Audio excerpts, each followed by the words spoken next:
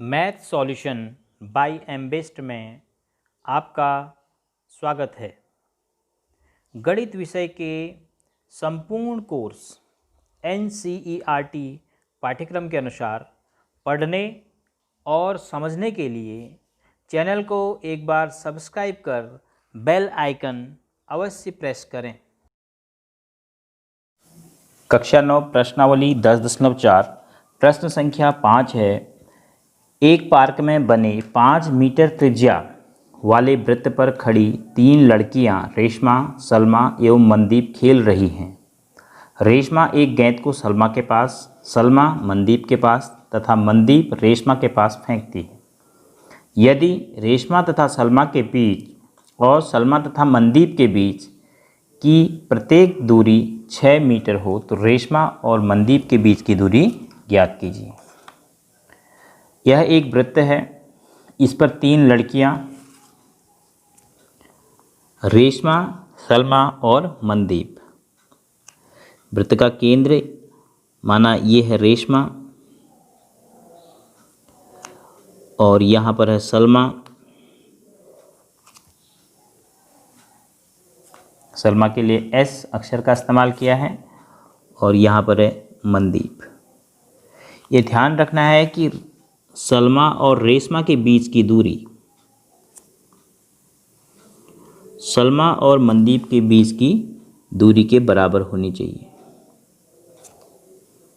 क्योंकि ये कहा गया है कि रेशमा और सलमा के बीच की दूरी सलमा और मनदीप के बीच की दूरी के बराबर है और वो कितनी है 6 मीटर। यानी S से लेकर R भी 6 मीटर और M से लेकर S भी 6 मीटर। तो हमें ज्ञात करनी है रेशमा और मनदीप के बीच की दूरी। तो अब ये ज्ञात करना है कि रेशमा और मनदीप के बीच कितनी दूरी होगी। तो देखिए, दूरी आपको वृत्त की जीवाओं के रूप में प्राप्त हो रही है। SR वृत्त की जीवा है, SM वृत्त की जीवा है और MR भी वृत्त की जीवा है। अब चूंकि MS और SR दोनों 6-6 मीटर की दूरी है, यह भी 6 मीटर है और S से लेकर R भी 6 मीटर है, तो त्रिभुज MSR एक समद्विबाहु त्रिभुज हो गया। और समद्विबाहु त्रिभुज में यदि शीर्ष किसे कहते हैं समद्विबाहु त्रिभुज में, जहाँ पर बराबर भुजाएं मिलती हैं, S पर मिल रही हैं, तो शीर्ष से अगर सामने की भुजा पर हम लंब खींचेंगे तो वह सामने की भुजा को अर्धित कर देता है।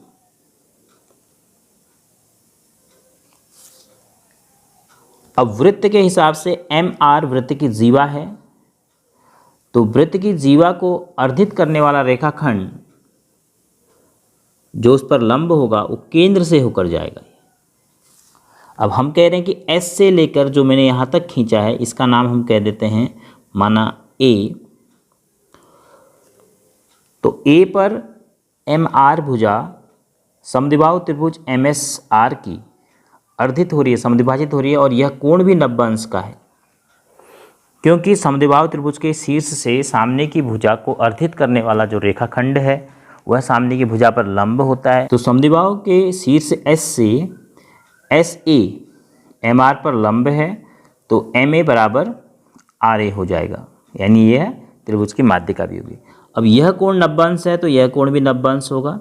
और वृत्त के हिसाब से समझिए कि MR जीवा है और जीवा को आधा करने वाला उस पर लंबवत रेखाखंड यानी जीवा का लंबार्धक केंद्र से होकर जाएगा, यह निश्चित है। किसी भी जीवा का लंब अर्धक उसके केंद्र से होकर जाता है। तो यदि आप इतना समझ गए हैं तो फिर काफ़ी आसान है। हम OR को जो वृत्त की त्रिज्या है उसको हम मिला देते हैं।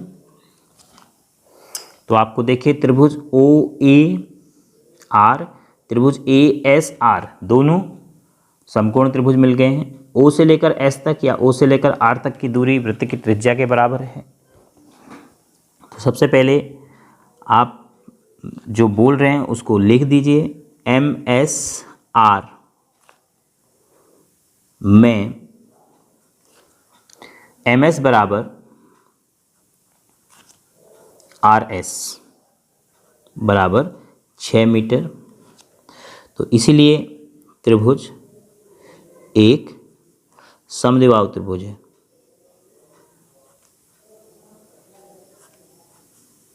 समद्विबाहु त्रिभुज है।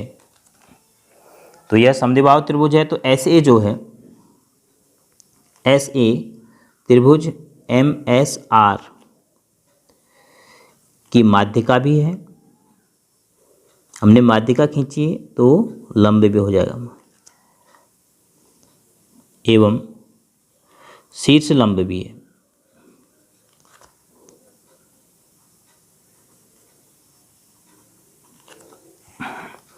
चूंकि एम आर वृत्त की जीवा है,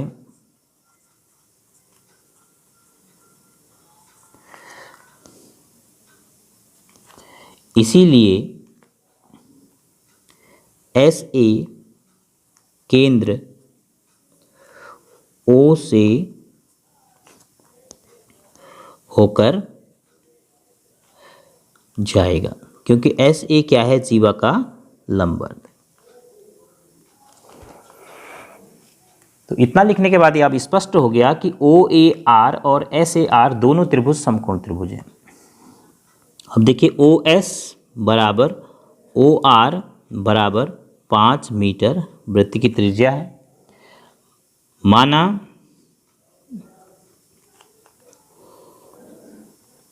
ए एस को हम मान लेते हैं कि एक्स मीटर है, तो ए से लेकर एस तक एक्स मीटर है, तो ओ से लेकर ए तक कितना हुआ, पूरा 5 है, तो 5 में से एक्स को माइनस कर देंगे। तो अब समकोण त्रिभुज अगर ए आर एस में हम पाइथागोरस प्रमेय का इस्तेमाल करें तो देखो हमारे पास ए आर प्राप्त हो जाएगा, ए एस हमें एक्स के रूप में है और ये आर एस भी हमें 6 मीटर दिया है। या मान लेते हैं कि माना ए आर बराबर वाई मीटर, तो समकोण त्रिभुज, दोनों समकोण त्रिभुज में पाइथागोरस प्रमेय इस्तेमाल कर देते हैं। ए एस आर में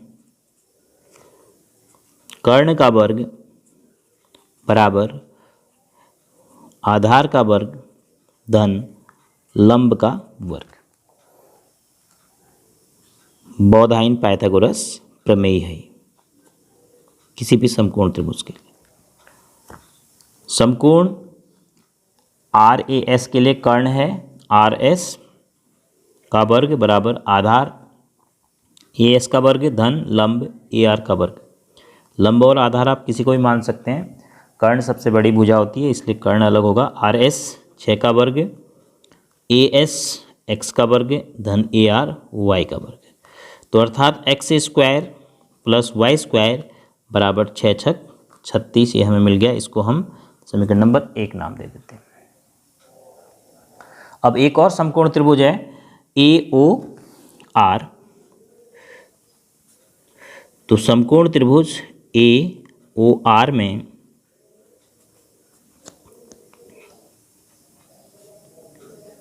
कर्ण का वर्ग बराबर आधार का वर्ग धन लंब का वर्ग। कर्ण कितना है, ए के सामने आर ओ का वर्ग बराबर आधार ओ ए का वर्ग धन लंब ए आर का वर्ग। इसका कारण भी वही है, अगर नहीं भी लिखेंगे तो चलेगा क्योंकि 2 बार आप इस्तेमाल कर चुके हैं। अगर लिखते हैं तो ब्रैकेट में लिख दीजिए बौधायन पाइथागोरस। आर ओ कितना है, फिर से त्रिज्या 5 का वर्ग, यहाँ पर 6 था लेकिन यहाँ पर कर्ण 5 है। ओ ए 5 ऋण एक्स है, ओ ए का वर्ग, ओ ए आप निकाल चुके हैं पहले, 5 ऋण एक्स धन ए आर वाई स्क्वायर बच्चे 25।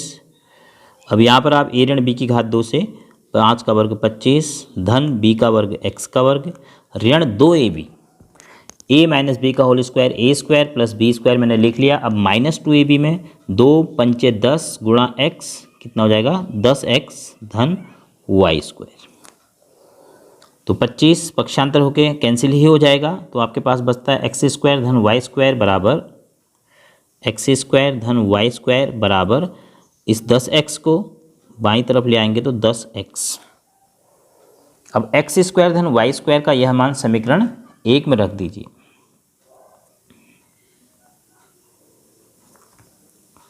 तो समीकरण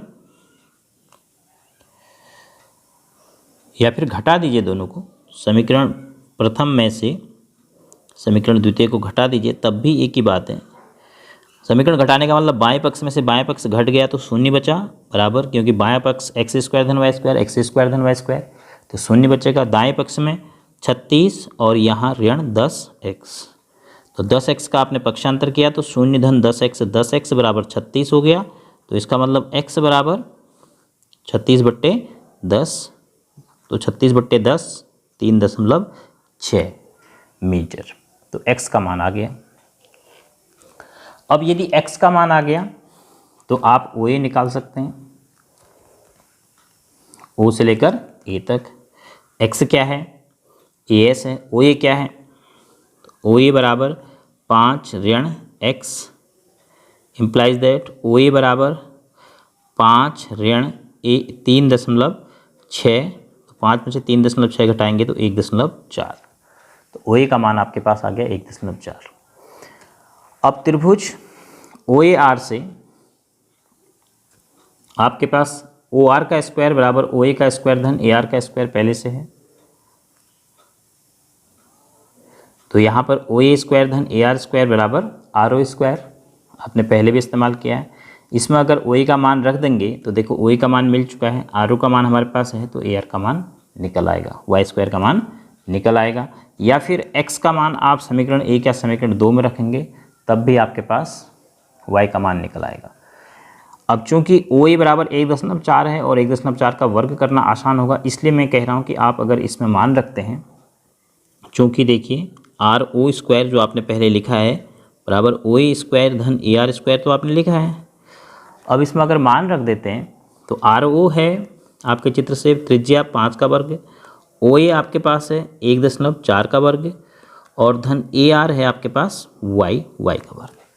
तो यहाँ पर 14 का वर्ग आसान है, 5 का वर्ग 25 बराबर 14 का वर्ग 196, लेकिन 1.4 है, दशमलव के दाईं ओर एक जोड़ा 1.96, क्योंकि दशमलव के 2 स्थान रहेंगे तो धन y स्क्वायर, तो इसका मतलब यहाँ से y स्क्वायर बराबर आपको मिल जाएगा 25 में से 1.96 घटा लेंगे, तो जब 25 में से आप 1.96 घटाएंगे तो आपके पास मिलेगा 23.04,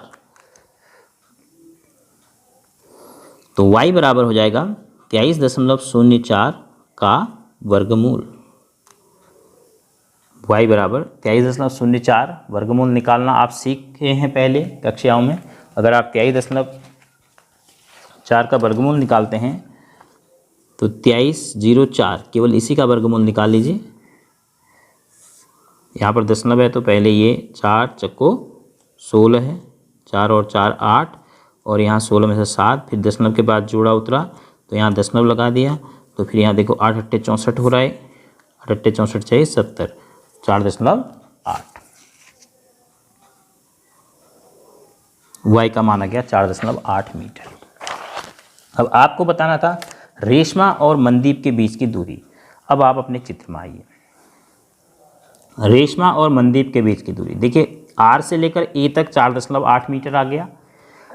तो MR क्या है, जीवा है, और A है जीवा का मध्य बिंदु, क्योंकि OA केंद्र से जीवा पर लंब है, तो जीवा A पर अर्धित हुई है। तो जो हमें ज्ञात करना है MR बराबर 2 गुणा AR, ये हमें पता है, MR बराबर 2 गुणा AR, तो बराबर 2 गुणा AR माने y, तो 2 गुणा y का मान है 4.8, तो 2 8 16 है, 2 चक्को 8 1 9, तो MR का मान अर्थात मनदीप और रेशमा के बीच की दूरी 9.6 मीटर।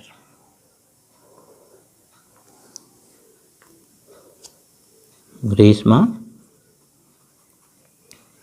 और R for Reshma, M for Mandeep हमने लिया है, मनदीप के बीच दूरी बराबर 9.6 मीटर, ये आपका उत्तर हो गया।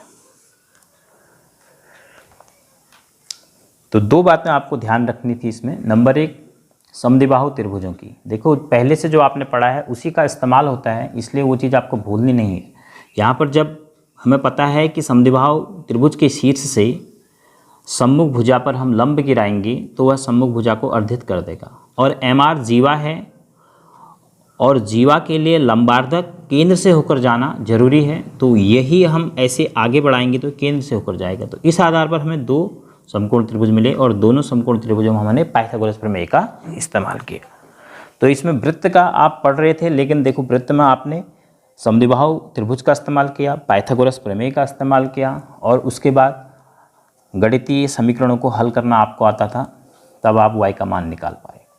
तो पहले की पढ़ी हुई चीज़ें भूलनी नहीं हैं, वो ध्यान में होनी चाहिए, तभी आप आगे का अध्ययन जारी रख सकते हैं।